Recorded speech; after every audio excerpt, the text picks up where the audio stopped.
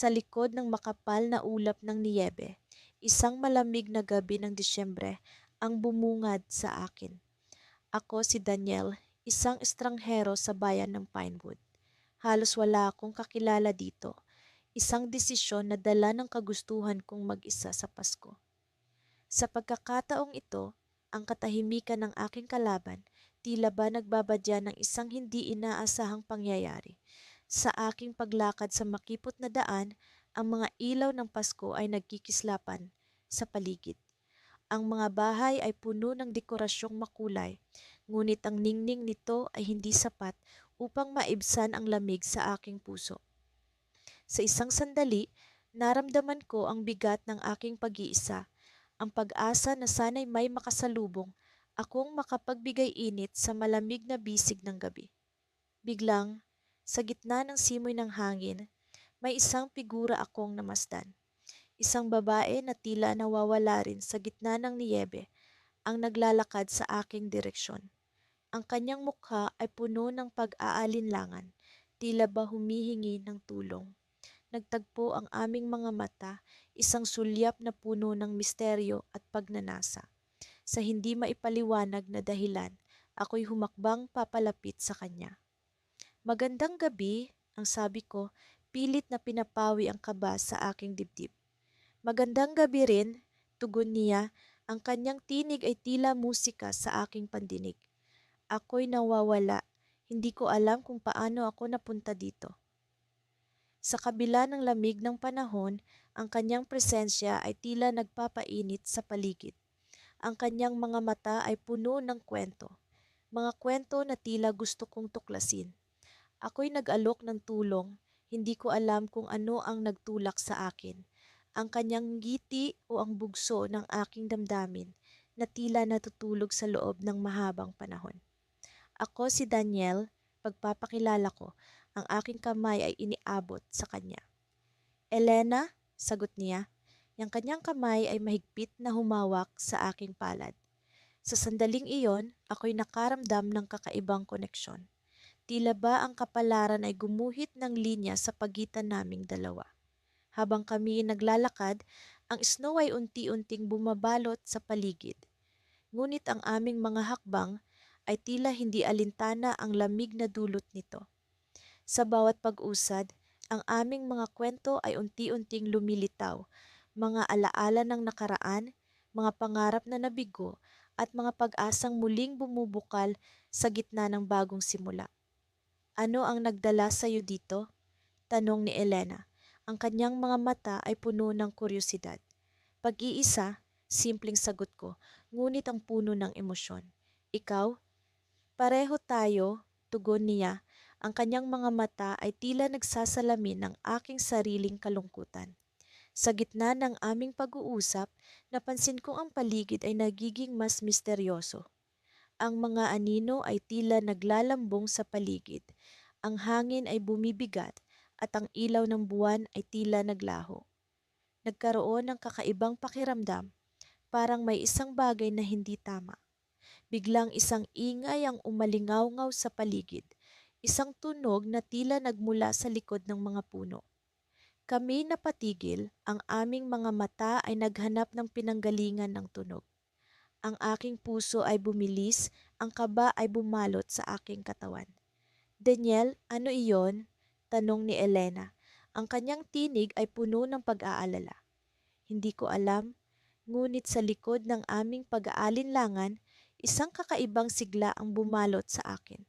Tila ba ang estranghero sa harap ko ay hindi lamang isang estranghero, kundi isang bahagi ng isang kwento na hindi ko pa nalalaman.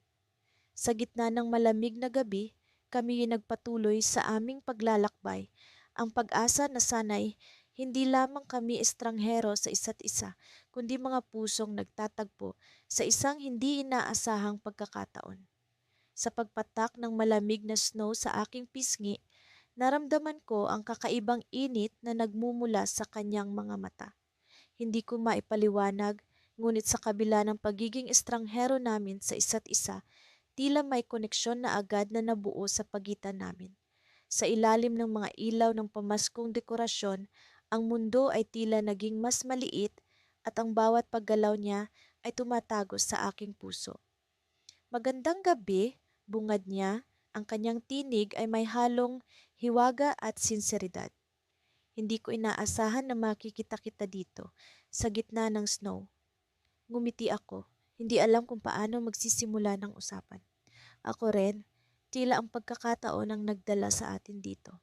Nagpatuloy kami sa paglalakad sa makipot na daan. Ang ingay ng mga nagdiriwang na tao sa paligid ay unti-unting nawala habang kami pumunta sa mas tahimik na bahagi ng parke. Ang aming mga yapak ay nagsusulat ng mga kwento sa puting karpet ng niyebe at ang malamig na hangin ay tila nagiging saksi sa bawat bulong na namamagitan sa amin. Nasaan ka dapat ngayon? Tanong niya habang nakatitig sa mga ilaw ng nakapaligid na mga puno. Sa bahay, marahil, pero parang may humila sa akin palabas. Sagot ko, sabay lingon sa kanya. Ikaw? Katulad din ng sa iyo? May tawag na hindi ko maipaliwanag, isang tawag na nag-udyok sa akin na lumabas at maglakad sa gitna ng niyebe.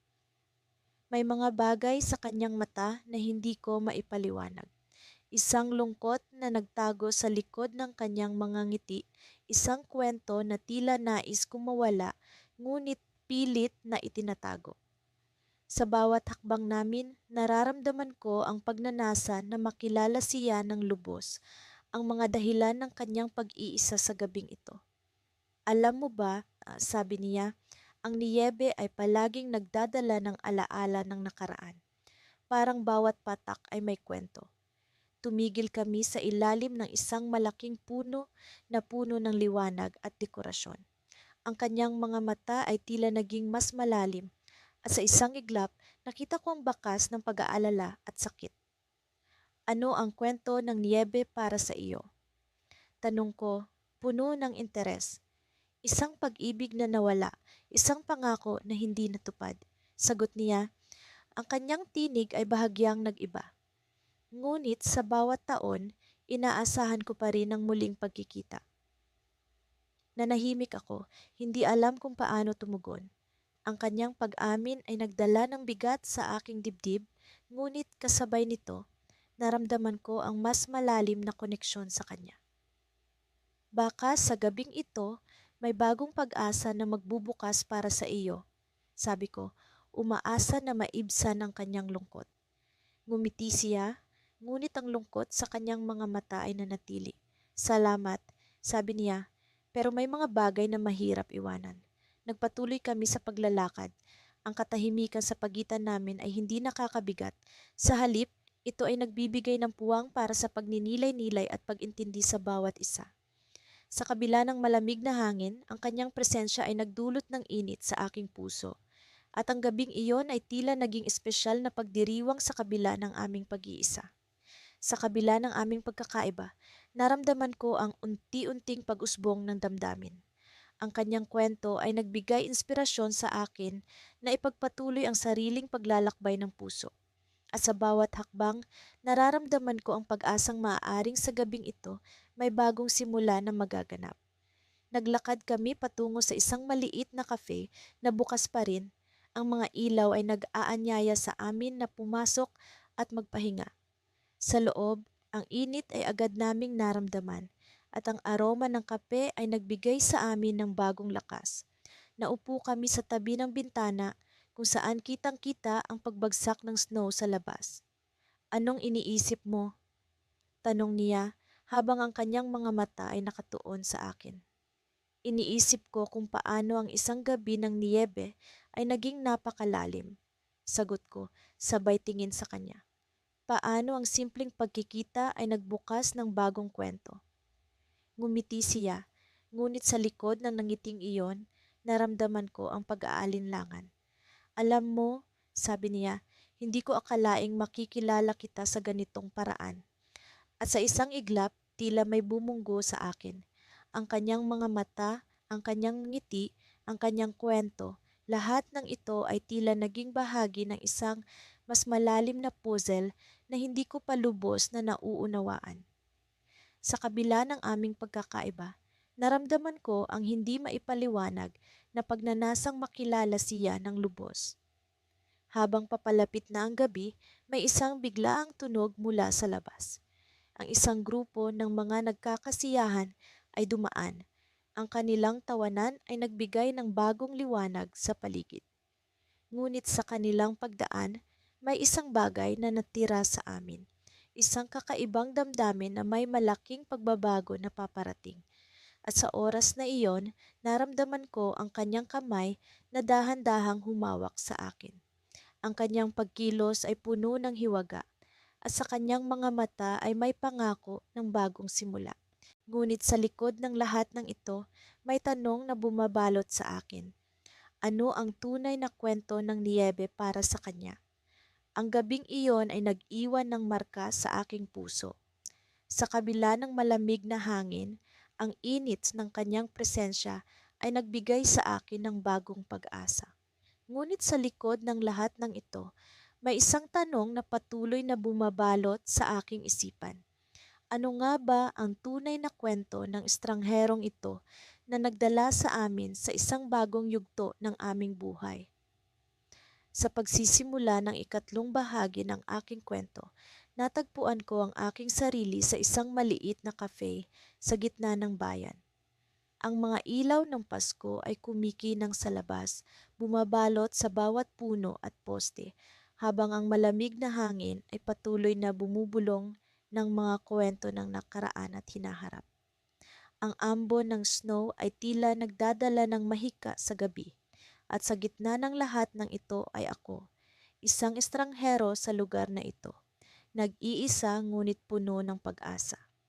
Nagsimula ang lahat sa isang hindi inaasahang pagkikita noong nakaraang gabi. Naglakad ako sa park na natatakpan ng snow, sinusubukang takasan ng mga alaalang bumabalik tuwing Pasko. Doon ko siya nakita, isang babae, kasing estranghero ko sa lugar na iyon. Naglakad siya ng marahan, tila nagmumuni-muni, hanggang sa magtagpo ang aming mga mata. Sa kabila ng lamig, may init na lumukob sa akin nang makita ko ang kanyang nangiti.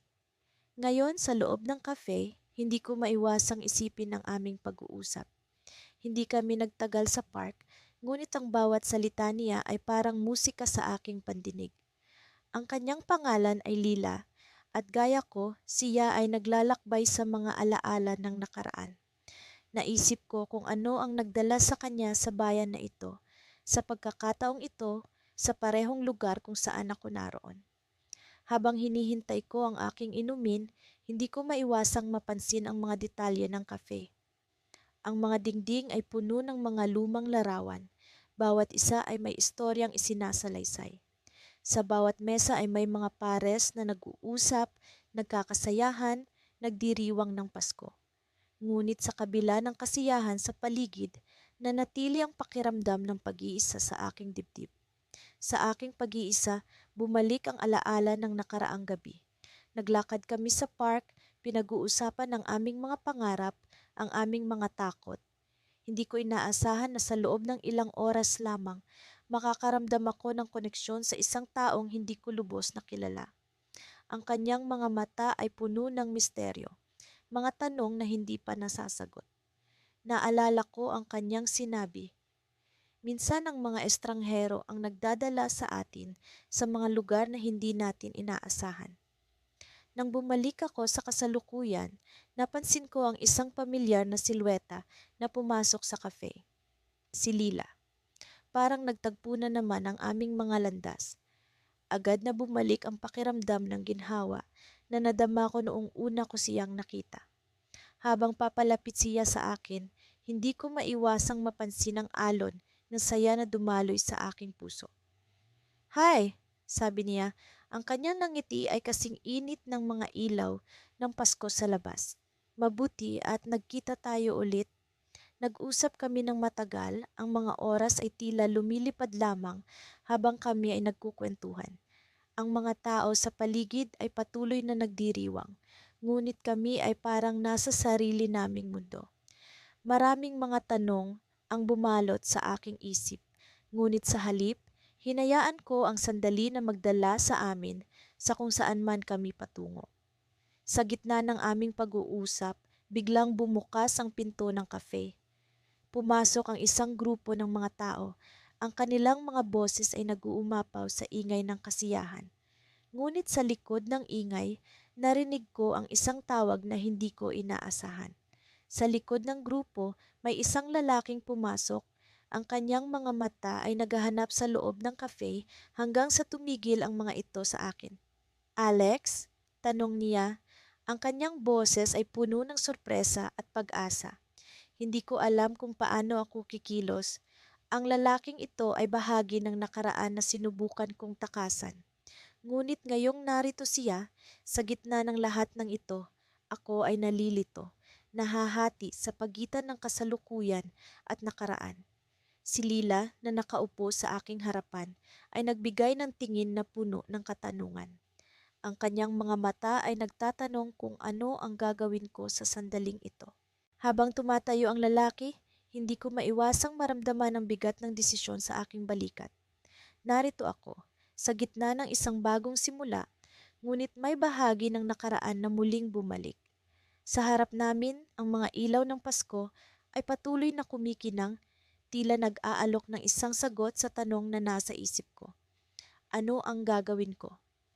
Gagamitin ko ba ang pagkakataong ito upang muling makipagtagpo sa nakaraan? O hahayaan ko ba ang bagong simula na kasama si Lila? Ang sagot ay tila nakatago sa mga ilaw na kumikinang sa labas, at sa sandaling iyon, alam kong ang aking desisyon ay babago sa aking buhay, magpakailanman. Ang malamig na simoy ng hangin ay tila naging mas masangsang habang kami ni Clara ay naglalakad sa makapal na niyebe. Ang mga ilaw ng mga Christmas decor sa paligid ay nagbigay liwanag sa madilim na lansangan. Ngunit hindi nito nagawang pantayan ang liwanag na dulot ng ngiti ni Clara. Sa kabila ng lamig, ramdam ko ang init sa bawat haplos ng kanyang kamay na mahigpit na nakakawit sa aking braso. Ang mga hakbang namin ay nag-iwan ng bakas sa niyebe, tila mga paalala na minsan, sa isang malamig na Disyembre, dalawang estranghero ang nagtagpo. Alam mo, hindi ko inaasahan na magiging ganito ang Pasko ko, sabi ni Clara habang sinisikap niyang panatilihin ang kanyang balanse sa madulas na daan. Ilang taon na rin akong hindi nakakaranas ng puting Pasko. Talaga? Bakit naman? Tanong ko habang binabantayan siyang mabuti. Lagi akong nasa tropiko para sa trabaho, sagot niya at may tila lungkot na sumilay sa kanyang mga mata. Pero ngayong taon, napagpasyahan kong bumalik dito. Parang may kung anong humihila sa akin na gawin ito. Napalunok ako sa kanyang sinabi. Sa totoo lang, pareho kami ng pakiramdam. Parang may hindi maipaliwanag na puwersang nagtulak sa akin na lumabas ng bahay ng gabing iyon, at ito nga marahil ang dahilan. Ang makilala si Clara. Habang naglalakad kami, napadaan kami sa isang maliit na parke. May mga batang naglalaro at nagtatampisaw sa niyebe. Ang kanilang mga tawanan ay musika sa malamig na gabi. Tumigil kami sandali at pinagmasdan ng masayang tanawin. Gusto mo bang gumawa ng snowman? Tanong ko habang itinuturo ang isang bakanteng lugar. Ngumiti siya, isang ngiting punong-puno ng saya. Oo, tara. Nagsimula kaming mag-ipon ng niyebe at unti-unting bumuo ng aming munting nilalang. Habang ginagawa ito, ang mga tawa at kwento ay hindi napigilang bumuhos. Para kaming mga batang walang pakialam sa mundo, abala sa bawat piraso ng niyebe na aming pinagsama-sama. Alam mo bang noong bata ako, palagi kong pinapangarap na magkaroon ng ganitong karanasan? Kwento ni Clara habang binubuo ang ulo ng snowman. Laging abala ang mga magulang ko kaya hindi ko naranasan ito. Pareho pala tayo, sagot ko. Kaya nung lumaki ako, sinigurado kong kahit minsan sa isang taon, gagawin ko ito. Hindi ko alam na ngayong taon pala ay may kasama na ako. Nang matapos ang aming snowman, humakbang si Clara paharap at tinitigan ito. Napakaganda, parang may sariling buhay. Oo nga, sagot ko. Para tayong mga alagad ng sining. Natawa siya at yumakap sa akin. Sa yakap na iyon, Naramdaman ko ang tibok ng kanyang puso, isang ritmo na tila nagtatagpo sa tibok ng akin. Parang may kung anong koneksyon na hindi ko maipaliwanag, ngunit alam kong totoo. Habang nakayakap siya sa akin, napansin ko ang isang maliit na papel na nahulog mula sa kanyang bulsa. Pinulot ko iyon at napansin kong may mga nakasulat na pangalan at numero. Ano ito? Tanong ko habang inaabot sa kanya ang papel. Agad na nagbago ang kanyang ekspresyon. May bahid ng alinlangan sa kanyang mga mata habang tinitingnan ng papel. Wala yan. Mga kontak lang para sa trabaho. Sagot niya, ngunit may kung anong kaba sa kanyang boses. Sigurado ka? Tanong ko, pilit na iniintindi ang kanyang reaksyon. Oo naman, sagot niya, ngunit alam kong may itinatago siya. Hindi ko na pinilit pa, ngunit hindi ko maiwasang magtaka. Nang kami maglakad pabalik, tahimik na ang paligid. Ang mga hakbang namin sa niyebe ay muling nag-iwan ng bakas, ngunit may bigat na sa aking dibdib. May kung anong bumabalot sa akin na hindi ko maipaliwanag. Pagdating namin sa isang kanto, bigla siyang huminto at humarap sa akin. Salamat sa gabing ito, hindi ko makakalimutan ang mga sandaling ito kasama ka. Pareho tayo, sagot ko. Bukas, gusto mo bang magkita ulit? Ngumiti siya, ngunit may bahid ng pag-aalinlangan sa kanyang mga mata. Sana nga, bakit parang hindi ka sigurado? Tanong ko, pilit na binabasa ang kanyang iniisip. Hindi siya agad nakasagot. Sa halip, tumingin siya sa akin ng diretso at may bahagyang lungkot sa kanyang mga mata. May mga bagay na hindi ko pa kayang ipaliwanag sa iyo ngayon, pero sana maintindihan mo. Bago pa ako makapagsalita, isang busina ang pumukaw sa aming atensyon. Isang itim na sasakyan ang huminto sa tabi namin at may isang lalaking baba mula rito. Tumingin si Clara sa akin at may mga luha sa kanyang mga mata. Pasensya na, pero kailangan ko nang umalis, sabi niya habang unti-unting humakbang palapit sa sasakyan. Clara, ano ba talagang nangyayari? Tanong ko, puno ng pag-aalala. Ngumiti siya, ngunit ngayon ay punong-puno ng lungkot. Pangako, magkikita pa tayo. At bago pa man ako makasagot, sumakay na siya sa sasakyan at umalis, naiwan akong nagtataka at may bigat sa aking puso. Ano ba ang lihim na tinatago ni Clara? Sa malamig na gabi, habang unti-unting nawawala ang kanyang anyo sa aking paningin, alam kong hindi ito ang huli naming pagkikita. Ngunit ang tanong ay kailan at paano. Ang lamig ng hangin ay tila may kakaibang init na dala sa gabing iyon. Halos hindi ko maramdaman ang mga pagbulusok ng hangin sa aking balat habang naglalakad kami ni Ella sa kalsadang natatabunan ng snow. Nagsimula kaming maglakbay sa gitna ng tahimik na bayan. Ang mga ilaw ng Pasko ay nagkikislapan sa bawat sulok, tila mga bituing naglalambong sa kalangitan. Ang aming mga yapak ay nag-iwan ng bakas sa pulbos na niyebe. Bawat hakbang ay parang pahina ng kwento na unti-unting nagbubukas. Hindi ko akalain na magiging ganito ang gabi ko. Sambit ni Ella habang nakatingin sa mga parol na nakasabit sa bawat bahay na nadaanan namin. Parang isang panaginip.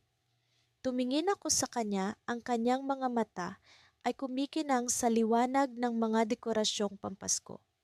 Hindi ko alam kung anong misteryo ang dala ng kanyang presensya, ngunit may kung anong kislap sa kanyang mga mata ang patuloy na kumukuha ng aking atensyon. Sa bawat sandali, tila unti-unti kong nakakalimutan ang lahat ng mga alalahanin ko. Masaya ako na nagkita tayo, tugon ko. Parang may kung anong mahika sa gabing ito, hindi ba? Tumango siya at ngumiti, ang nangiti na tila nagpapagaan ng bigat sa aking dibdib.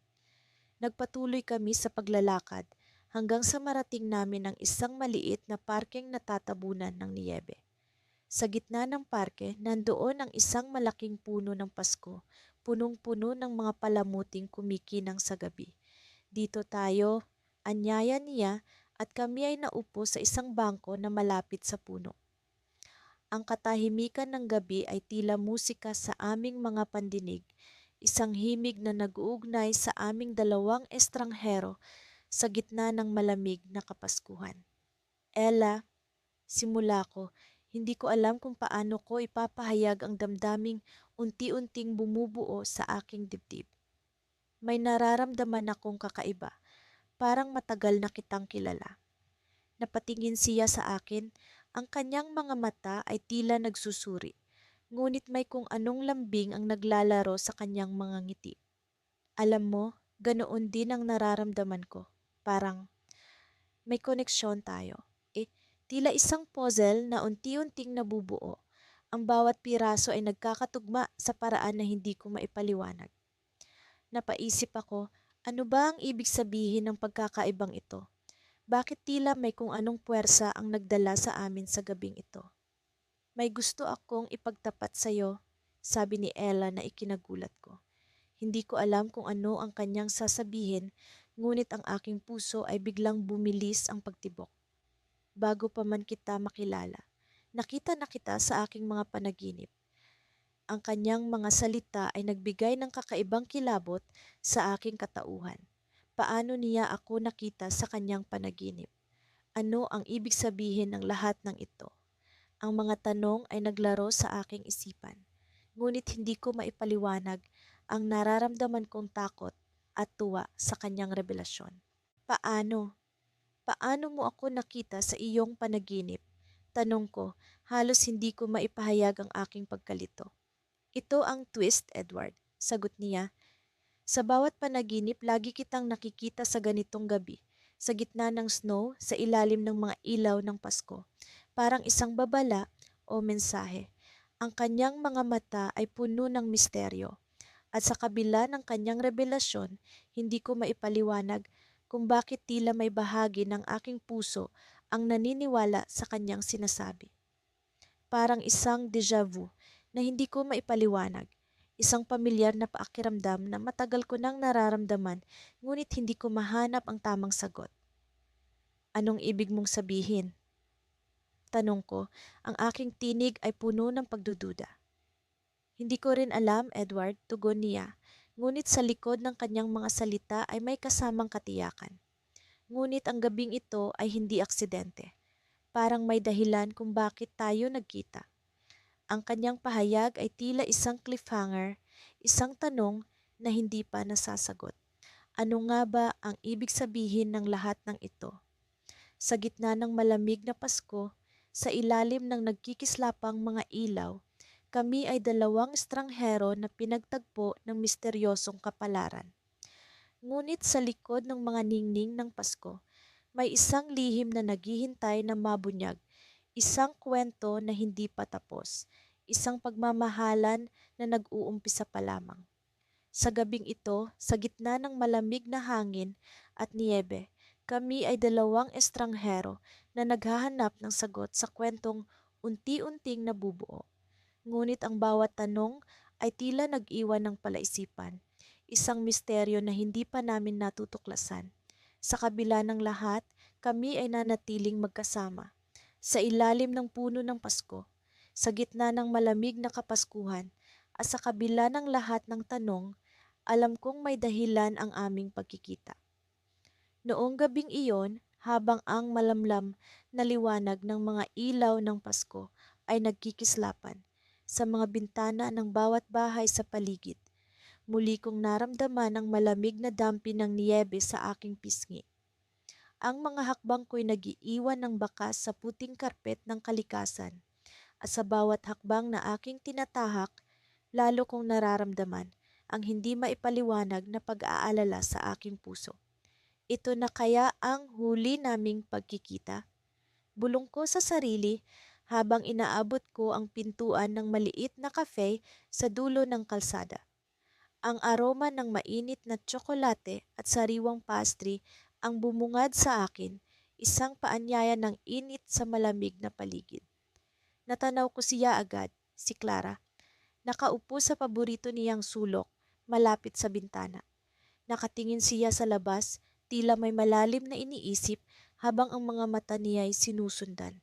ang banayad na pagpatak ng niyebe. Nang magtama ang aming mga mata, isang ngiti ang gumuhit sa kanyang mga labi. Isang ngiting tila nagsasabing, narito ka na rin. Umupo ako sa harap niya at sa pagitan ng aming mga tasa ng kape, isang tahimik ngunit makabuluhang pag-uusap ang nagsimula. Hindi na namin kailangan pang mag-usap ng salita. Sapat na ang mga tingin at ngiti upang maiparamdam ang init ng aming samahan. Alam mo, naisip ko na ang dami na nating napagdaanan sa loob ng maikling panahon. Wika niya, binitiwan ng tasa at tinitigan ako ng diretso. Sino ang mag-aakala na sa isang snowy Christmas Eve ay makikilala kita? Napangiti ako.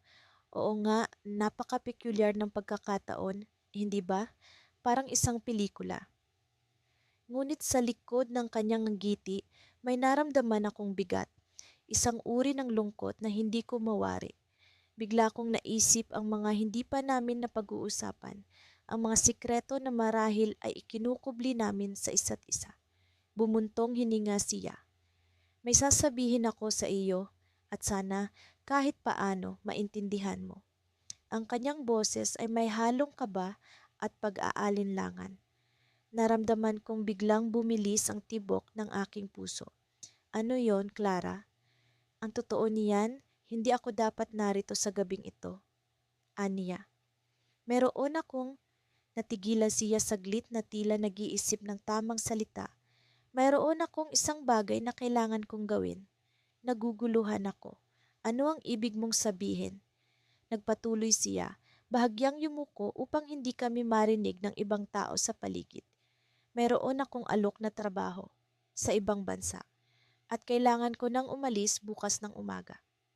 Sa puntong iyon, tila bumagal ang oras. Ang mga salita niya ay tila nag-echo sa aking isipan at bigla kong naramdaman ang malamig na hangin sa paligid kahit na ako'y nasa loob ng cafe. Bakit ngayon mo lang sinabi? Tanong ko, hindi maitago ang bahagyang kirot sa boses ko. Alam kong hindi ito magiging madali para sa atin. Sagot niya, ngunit ayokong iwan ka ng walang paalam. Ayokong maglaho ng parang bula sa buhay mo. Sa kabila ng pag-aalala na nararamdaman ko, pilit kong ngumiti. Hindi ko alam kung paano ko sasabihin ito, Clara, pero masaya ako para sa iyo. Alam kong matagal mo nang pangarap iyan. Ngunit sa loob-loob ko, may bahagi ng aking sarili ang tila nawawala. Isang bahagi na natutunan kong pahalagahan mula nang makilala ko siya. Ang malamig na gabi ng Pasko ay naging mas malamig pa sa balitang iyon. May isa pa akong hiling, sabi niya, pinutol ang aking pag-iisip. Gusto kong ipagdiwang natin ang gabing ito na parang wala nang bukas. Isang gabi na puno ng alaala para sa ating dalawa. Tumango ako, pilit na nagpipigil ng luha. Oo, Clara, gawin natin. Habang kami nag-uusap at nagtatawanan, tila wala ng iba pang mahalaga kundi ang kasalukuyan. Ngunit sa likod ng mga ngiti at tawanan, alam kong ito na ang aming huling gabi na magkasama. Nang maghiwalay kami ng gabing iyon, isang mahigpit na yakap ang nagsilbing pamamaalam namin sa isa't isa. Habang siya'y papalayo, ang kanyang mga yapak ay unti-unting naglalaho sa puting niyebe. At sa bawat hakbang niya palayo, dama ko ang paglayo ng isang bahagi ng aking puso. Ngunit habang ako ay naglalakad pa uwi, isang kakaibang pakiramdam ang bumalot sa akin. Isang ideya na tila nag-aalab mula sa aking kalooban. Hindi ko alam kung paano, ngunit isang bagay ang sigurado. Hindi ito ang katapusan ng aming kwento. Sa kabila ng lahat, may pag-asa pa. At sa gabing iyon, habang ang malamig na hangin ay humahampas sa aking muka, isang desisyon ang nabuo sa aking isipan. Hindi ko siya hahayaan na mawala ng ganoon lamang. Kailangan kong gawin ang lahat ng aking makakaya upang ipaglaban ang aming kwento. Hindi ko pa alam kung ano ang magagawa ko, ngunit isang bagay ang tiyak, hindi pa ito ang pagtatapos. At sa kabila ng malamig na paligid, isang sinag ng pag-asa ang nagbigay init sa aking puso. Sa gitna ng malamig na gabi ng Disyembre, pinili kong manatiling nakaupo sa isang sulok ng maliit na kapehan na tila ba'y itinayo para lamang sa mga kaluluwang naghahanap ng init sa gitna ng malamig na Pasko. Nagsimula na ang pagambon ng snow sa labas at ang tunog ng mga kampana ng simbahan ay bahagyang naririnig mula sa malayo. Sa bawat sipat ng mga mata, umuusbong ang mga alaala ng mga nakaraang Pasko na punong-puno ng kasiyahan at pagmamahal. Ngunit ngayong gabing ito, tila ba kakaiba ang pakiramdam. Ito ang unang Pasko ko sa lugar na ito. Malayo sa tahanan, malayo sa mga nakasanayang tradisyon. Sa gitna ng aking pagmumuni-muni, napansin ko ang isang babaeng estranghero na pumasok sa pinto. Ang kanyang pisngi ay mapula, dala marahil ng malamig na hangin sa labas, at ang kanyang mga mata ay puno ng kuryosidad habang pasulyap-sulyap sa paligid. May kakaibang tila magneto na humila sa akin para magbukas ng usapan. Hindi ko alam kung anong kapangyarihan ang nag-udyok sa akin, ngunit bago ko pa man namalayan, nasa harap na niya ako. Maligayang Pasko, sabi ko, na tila ba wala ng iba pang salitang maaaring masabi sa ganitong pagkakataon. Nilingon niya ako at ang ngiti na bumalot sa kanyang mukha ay nagdulot ng kakaibang init sa loob ko. Maligayang Pasko rin, tugon niya habang ang kanyang mga mata ay kumislap sa liwanag ng mga ilaw na pamasko na nakasabit sa kisame ng kapehan. Nagpatuloy ang aming usapan. Sa bawat palitan ng kwento, unti-unti kong nakikilala ang kanyang mundo. Siya pala ay isang manlalakbay. Naglalakbay hindi lamang sa pisikal na aspeto, kundi pati na rin sa emosyonal. Nagsalaysay siya ng mga kwento ng kanyang mga paglalakbay sa iba't ibang parte ng mundo at ang mga taong kanyang nakilala sa daan. Napansin ko ang pagkinang ng kanyang mga mata sa tuwing babanggitin niya ang mga lugar na kanyang napuntahan, na tila ba ang bawat alaala ay isang mahalagang hiyas na iniingatan. Sa isang iglap, natagpuan ko ang aking sarili na nagkukwento rin ng aking mga karanasan. Mga alaala ng nakaraang Pasko kasama ang pamilya, mga pangarap na hindi pa natutupad at ang mga pag-asa na nagdali sa akin sa lugar na ito. Nalaman ko na may mga bagay kaming pareho, mga pangarap na hindi pa nagkakatotoo at mga hinanakit na pilit naming nilalakbay. Ang oras ay tila ba napakabilis at ang mga tao sa paligid ay unti-unting naglaho sa gabi. Kami na lamang ang natira sa kapehan at nararamdaman ko ang koneksyon sa pagitan naming dalawa. Sa bawat katahimikan, tila ba'y may naiintindihan kaming hindi na kailangan ng salita. Sa gitna ng aming usapan, napansin ko ang maliit na kahon na hawak-hawak niya. May kalakip na misteryo ang kahon na iyon na tila ba'y may kwento sa likod ng kanyang mga mata tuwing titingnan niya ito. Anong laman ng kahon na iyan? Tanong ko na puno ng curiosity. Ngunit bago pa man siya makasagot, bumukas ang pinto ng kapehan. Isang lalaking estranghero ang pumasok, may daladalang malamig na hangin mula sa labas. Ang kanyang mga mata ay naglakbay sa buong kapehan at sa isang iglap tumigil sa babaeng kaharap ko.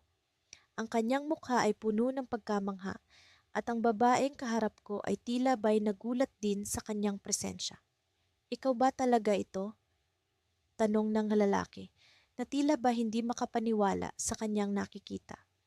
Ang boses niya ay puno ng emosyon na kahit ako'y nakaramdam ng kakaibang tensyon. Tumayo ang babae mula sa kanyang upuan at sa isang iglap naramdaman ko ang pagkawala ng koneksyon sa pagitan namin. Nagtama ang kanilang mga mata at naramdaman ko ang kanilang pagkilala sa isa't isa. Hindi ko alam kung anong gagawin ko. Dapat ba akong manatili o umalis? Ngunit bago pa man ako makapagdesisyon, lumapit siya sa lalaki at muling bumukas ang pintuan ng kapehan. Bago siya lumabas, humarap siya sa akin at sa isang huling sulyap, nagbigay siya ng ngiti na puno ng pasasalamat. Salamat sa gabi, sabi niya, at sa isang iglap, Siya'y nawala sa aking paningin. Iniwan niya ako sa kapehan kasama ang mga tanong na hanggang ngayon ay bumabalot sa aking isipan. Sino ang lalaking iyon? Ano ang kwento sa likod ng kahon? At sa gitna ng lahat, bakit may kakaibang lungkot na bumalot sa akin sa kanyang pag-alis? Sa malamig na Pasko, ang kapehan ay muling bumalik sa katahimikan. Ngunit ang gabing iyon ay hindi kailanman magiging katulad ng dati. Ang mga bulaklak ng snow ay patuloy na bumabagsak mula sa kalangitan, tila walang katapusang pagbuhos ng puting mga diamante na yumayakap sa buong bayan. Sa paglalakad ko sa mga kalye ng maliit na bayang ito, nararamdaman ko ang malamig na hangin na humahaplos sa aking pisngi, ngunit hindi ko maitatanggi ang init na nagmumula sa aking puso. Hindi ko alam kung paano nagsimula ang lahat, kung paano ko natagpuan ang sarili kong kasama ang estranghera sa isang lugar na tila isang panaginip lamang sa gitna ng Christmas Eve. Siya ang babaeng aking nakilala sa ilalim ng mga ilaw ng plaza habang ang mga tao ay nagkakasayahan, umaawit ng mga kantang pamasko at nagsasayaw sa paligid ng malaking puno na puno ng mga kumikinang na dekorasyon. Napansin ko siya sa kanyang malambot na pulang coat na bumabagay sa kanyang maputing kutis. Ang kanyang mga mata ay tila nagsasalita sa akin ng mga kwento na hindi ko pa naririnig. Sa bawat ngiti niya, tila may musika akong naririnig, isang himig na pumupuno sa aking puso ng saya at pag-asa. Habang naglalakad kami sa tabi ng ilog na bahagyang nagyelo, nag-usap kami tungkol sa mga bagay na tila walang kahulugan sa iba ngunit puno ng halaga sa aming dalawa. Mga alaala ng nakaraan, mga pangarap sa hinaharap, at ang di mabilang na mga posibilidad ng kasalukuyan. Hindi ko alam kung paano kami nauwi sa ganitong klasing koneksyon, ngunit alam kong may mahika sa paligid namin na hindi maipaliwanag. Naramdaman ko ang kanyang kamay na dumampi sa akin, malamig ngunit puno ng buhay. May mga bagay na hindi natin inaasahan, hindi ba? Tanong niya. Ang kanyang boses ay tila bumabalot sa akin ng init na di kayang ibigay ng malamig na hangin. Oo, sagot ko habang tinitingnan ang mga bituin sa langit. Pero minsan, ang mga hindi inaasahang bagay ay nagdadala ng pinakamasasayang sorpresa. Ngumiti siya, isang ngiti na tila isang sikretong ibinubulong sa akin ng kanyang puso. Nakakagulat kung paano ang dalawang estranghero ay maaaring mag-usap ng ganito, na parang matagal nang magkakilala. Sa ilalim ng mga ilaw ng buwan, ang bawat sandali ay tila nagiging bahagi ng isang di malimot na kwento. Ngunit habang papalapit kami sa tulay, may kung anong bumabagabag sa akin. Napansin ko ang isang bagay sa kanyang mga mata, isang uri ng kalungkutan na hindi ko maipaliwanag. Parang may hinahanap siya, isang bagay na hindi ko maibigay, isang bagay na maaaring hindi ko maintindihan. Bakit ka nandito sa bayan na ito? Tanong ko, sinubukang basagin ang alon ng katahimikan na bumabalot sa amin. Saglit siyang nag-isip bago sumagot. May hinahanap ako, sabi niya. Ang kanyang boses ay puno ng pag-aalinlangan at pag-asa. Isang bagay, isang tao. Ang mga salitang iyon ay parang isang suntok sa aking dibdib. Sino ang kanyang hinahanap at bakit narito siya sa bayang ito sa panahon ng Pasko? Hindi ko alam kung paano ko itatanong ang mga katanungang ito nang hindi nasasaktan ang aming koneksyon. Ngunit pakiramdam ko ay kailangan kong malaman. Baka, baka maaari mo akong tulungan? Tanong niya, ang kanyang mga mata ay puno ng pag-asam. Maaari, sagot ko, ngunit hindi ko alam kung ano ang susunod na mangyayari. Ano ang mga bagay na kanyang hinahanap at paano ako magiging bahagi ng kanyang paglalakbay. Habang patuloy kaming naglalakad, nararamdaman ko ang bigat ng misteryo na bumabalot sa amin.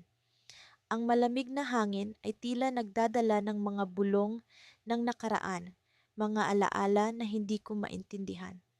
Ngunit sa kabila ng lahat, alam kong may dahilan kung bakit kami nagkakilala. Sa dulo ng tulay, tumigil siya at tiningnan ako ng diretsong sa mata. May kailangan kang malaman, sabi niya. Ang kanyang boses ay puno ng seryosong tono na hindi ko pa naririnig mula sa kanya. Nagtaka ako sa kanyang mga mata. Ang mga ito ay parang salamin ng kanyang kaluluwa. Ano ang balak niyang sabihin? Ano ang lihim na bumabalot sa kanya? At sa sandaling iyon, biglang bumukas ang langit at nagsimulang bumagsak ang malalaking patak ng snow, mas makapal at mas malamig kaysa kanina.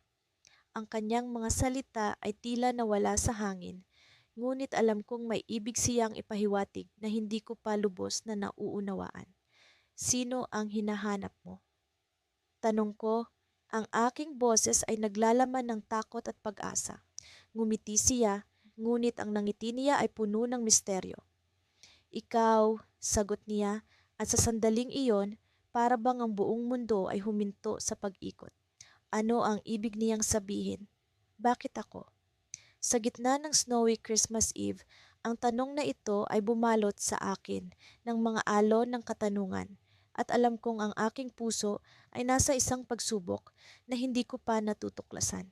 Sa likod ng bawat patak ng snow, may lihim na bumabalot sa amin at sa dulo ng tulay na ito, alam kong may kailangan pa akong matuklasan.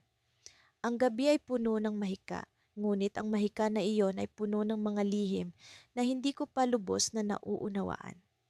Sa kabila ng malamig at makapal na niyebe na bumabalot sa buong paligid, may kung anong init sa pagitan namin ni Clara na hindi ko maipaliwanag. Ang bawat hakbang namin sa niyebe ay parang hakbang papunta sa isang bagong simula. Hindi ko akalaing magagawa kong makaramdam ng ganito sa isang estranghero na ngayon ay tila ba isang matagal ng kakilala. Nang makarating kami sa isang maliit na kapehan sa dulo ng kalye, pumasok kami upang magpainit. Ang tunog ng kampanilya sa pintuan ng tindahan ay nagbigay ng kaunting saya sa malamig na gabi. Naupo kami sa isang mesa malapit sa bintana kung saan kitang-kita ang pagbagsak ng mga snowflakes sa labas. Umorder kami ng kape at ilang pastries na agad naming tinikman habang patuloy ang aming kwentuhan. Bakit ka nga pala nandito sa maliit na bayan na ito? Tanong ko kay Clara habang hawak ang mainit na tasa ng kape. Ah, kasi natigilan siya. Kailangan kong makatakas sa gulo ng lungsod kahit sandali lang. Parang gusto kong makahanap ng katahimikan at ito ang pinakamalapit na lugar na naisipan ko. Ikaw naman, anong ginagawa mo rito? Natawa ako ng bahagya. Medyo ganoon din. Minsan, masyado nang nakakapagod ang buhay sa lungsod. Kailangan ko ng bagong perspektibo at mukhang nahanap ko nga iyon sa pamamagitan mo. Napangiti siya at muling bumalik ang pag-uusap sa mga simpleng bagay, ang paborito naming mga pelikula, musika at kung ano-ano pang walang kinalaman sa aming mga nakaraan. Sa gitna ng lahat ng ito, may kung anong misteryo pa ring bumabalot kay Clara, isang bagay na alam kong hindi pa niya lubusang na ibabahagi. Ngunit hindi ko siya pinilit. May oras pa naman at sa bawat sandaling magkasama kami, alam kong unti-unting mabubuksan ang kabanata ng buhay niya. Nang lumabas kami mula sa kapehan, naglakad kami papunta sa parke na puno ng mga kumikislap na ilaw ng Pasko. Sa gitna ng parke ay may isang malaking puno ng palamuti at ilaw. At sa paligid nito ay may mga magkasintahan at pamilya na nag-enjoy sa malamig na gabi. Habang naglalakad kami, hindi ko maiwasang makaramdam ng kasiyahan na matagal ko nang hindi nararamdaman. Bigla siyang huminto at tumingin sa akin. Alam mo, kailangan kitang pasalamatan sa gabing ito. Hindi ko akalaing magiging ganito kasaya ang Pasko ko. Parang may mahika. Kung ganoon, salamat din sa iyo, sagot ko. Ikaw ang nagdala ng mahika sa gabi kong ito. Ngunit sa kabila ng lahat, may kung anong hindi mapalagay sa kanyang mga mata. Parang may gustong sabihin si Clara, ngunit pilit niya itong ikinukubli. Bago ko pa man siya matanong, Bigla niyang hinawakan ang kamay ko at hinila papunta sa isang bench. May kailangan akong sabihin sa'yo, seryoso niyang sabi. Tumango ako, naghihintay sa susunod niyang sasabihin. Ang totoo, nag-aalangan siya, bumuntong hininga bago magpatuloy, hindi talaga ako dapat nandito. May hinahanap ako o mas tamang sabihin, may iniiwasan ako. Napatitig ako sa kanya, naguguluhan sa kanyang sinasabi. May isang tao sa buhay ko na hindi ko pa kayang harapin. Kaya ako nandito para makaiwas kahit saglit lang. Pero ngayon, parang nagbabago na ang isip ko. Ang mga salitang iyon ay parang isang bomba na sumabog sa isipan ko. Hindi ko alam kung paano ko iyon tatanggapin. Sino ang taong iyon? At bakit siya iniiwasan ni Clara? Bago pa man ako makapagsalita, biglang bumuhos ang napakaraming snow mula sa langit. Halos hindi ko makita ang paligid. Ang tanging naririnig ko na lamang ay ang tawanan at hiyawan ng mga tao sa paligid. Sa gitna ng kaguluhang iyon, naramdaman ko ang pagkalas ng kamay ni Clara mula sa pagkakahawak sa akin. Clara! Tawag ko, ngunit tila ba nilamon siya ng puting kumot ng niebe. Nang humupa ang pag-ulan ng snow, wala na siya sa tabi ko. Para bang isang panaginip lang ang lahat. Ngunit ang malamig na hangin at ang mga yapak sa niebe ang patunay na totoo ang lahat ng nangyari. Hindi ko alam kung saan siya hahanapin, ngunit ang gabing iyon ay nag-iwan ng isang malaking tanong sa isipan ko. Sino ang taong iyon sa buhay ni Clara? At bakit parang nawawala siya sa tuwing nagiging mas malapit na kami sa isa't isa? Sa kabila ng lahat, may isang bagay akong sigurado. Hindi ito ang huli naming pagkikita. At sa susunod na makita ko siya, sisiguraduhin kong hindi na siya muling mawawala. Ang malamig na hangin ng Disyembre ay patuloy na umiihip, nilalaro ang mga alikabok ng niyebe sa paligid ng aking mga paa. Nakakasilaw ang liwanag ng mga dekorasyong pangpasko sa paligid, ngunit sa kabila ng kasayahan na dala ng kapaligiran, nararamdaman ko ang kakaibang lungkot sa aking dibdib. Ako ito, si Gabriel, isang estranghero sa isang bayan na hindi ko kilala. Ngunit sa gabing ito, ang kapalaran ay tila mayroong ibang plano. Sa bawat hakbang ko, nararamdaman ko ang bigat ng mga alaala ng nakaraang Pasko na hindi ko na muling mararamdaman. Ngunit sa kabila ng lahat, nararamdaman ko rin ang kakaibang pag-asa dahil sa isang estranghero na akin nang nakilala. Siya si Clara, isang babaeng tila ipinadala ng langit upang magdala ng liwanag sa aking madilim na mundo. Nakilala ko siya sa ilalim ng isang lumang puno ng pino na naglalambong sa gitna ng parke. Sa gitna ng niyebe at hangin, siya ay tila isang anghel na naglalakad sa lupa. Ang kanyang mga mata ay naglalaman ng init na nagkukubli sa likod ng malamig na panahon. Gabriel, hindi mo ba nararamdaman na may kakaiba sa gabing ito? Tanong niya sa akin.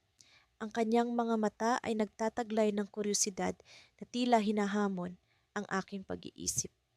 Tumango ako, hindi lubos na makapagpaliwanag. Oo, Clara, parang may magic ang gabing ito, hindi ba? Ngumiti siya. Ang kanyang ngiti ay sapat na upang tunawin ang niyebe sa paligid. Minsan, ang mga himala ay nangyayari kapag hindi natin ito inaasahan. Sabi niya, ang kanyang kamay ay marahang dumapo sa aking braso, isang simpleng kilos ngunit puno ng kahulugan. Habang naglalakad kami sa kahabaan ng parke, napuno ang bawat hakbang ng kwento at tawanan. Ibinahagi namin ang aming mga pangarap, ang aming mga takot, at ang mga pangarap na hindi namin kailanman inakala na bibigyan ng pansin ng ibang tao. Sa gitna ng aming pag-uusap, natanto ko na hindi lamang kami dalawang estranghero sa gabing ito. Kami ay dalawang kaluluwa na tila matagal nang naghahanap ng isa't isa. Ngunit sa likod ng bawat ngiti at tawa, nararamdaman ko ang isang tanong na bumabalot sa aking isip. Ano ang mangyayari pagkatapos ng gabing ito? Paano kung ang aming kwento ay isang bahagi lamang ng isang mas malaking kwento na hindi namin naiintindihan? Sa gitna ng aking pag-iisip, tumigil si Clara at tumingin sa akin. Ang kanyang mga mata ay puno ng determinasyon. Gabriel, may sasabihin ako sa iyo. Sabi niya, ang kanyang boses ay naglalaman ng timbre na hindi ko mawari. Anong meron, Clara? Tanong ko, ang kaba ay bumabalot sa aking dibdib. Ngumiti siya, ngunit ang kanyang ngiti ay naglalaman ng isang lihim na matagal na niyang itinatago. Hindi ako narito dahil sa pagkakataon lamang.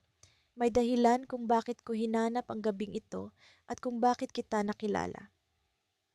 Ang kanyang mga salita ay parang isang puzzle na hindi ko mawari. Ano ang ibig mong sabihin? Tanong ko, ang aking isip ay naglalakbay sa pagitan ng takot at pag-asa. Gabriel, sabi niya, ang kanyang mga mata ay naglalaman ng mga alaala na tila bumabalik sa akin. Ako ay narito dahil ako ang iyong kaluluwa mula sa hinaharap.